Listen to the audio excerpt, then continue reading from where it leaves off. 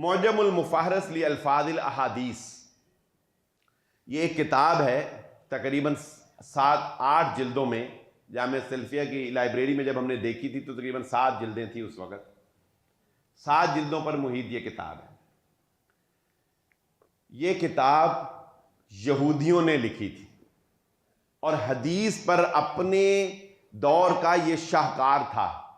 جس طرح آپ آج کمپیوٹر میں ایک لفظ لکھ کے حدیث تک پہنچ سکتے ہیں نا، آپ اس کتاب کی انڈیکس میں جا کے ایک لفظ سے پورے ذخیرہ حدیث میں دیکھ لیتے تھے کہ یہ لفظ حدیث میں کہاں آیا. یہودیوں نے لکھی اپنے، اور ہڈن رکھی انہوں نے، پبلک نہیں کی. لیکن کمال جائے مسلمانوں کی مہارت پر کہ انہوں نے یہودیوں سے چوری کر کے چھاپ لی. چیٹ جی پی ٹی بڑا مشہور سافٹ ویئر ہے آج کل.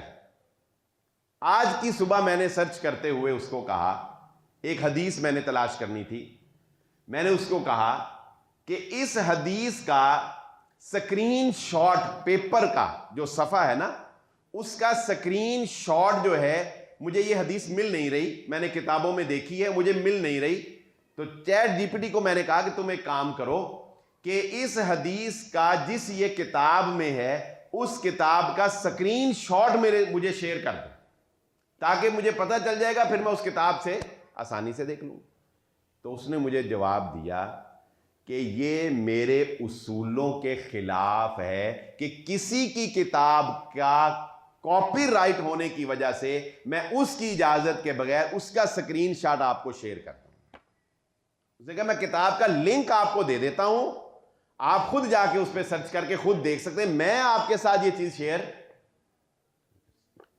بنایا کس نے ہے یہ سافٹ ویئر؟ کس نے بنایا ہے؟ غیر مسلموں نے، انسانوں نے بنایا ہے. لیکن انہوں نے اس میں بھی کچھ اصول و ضوابط رکھے ہیں کہ کس کی کیا حق ہیں.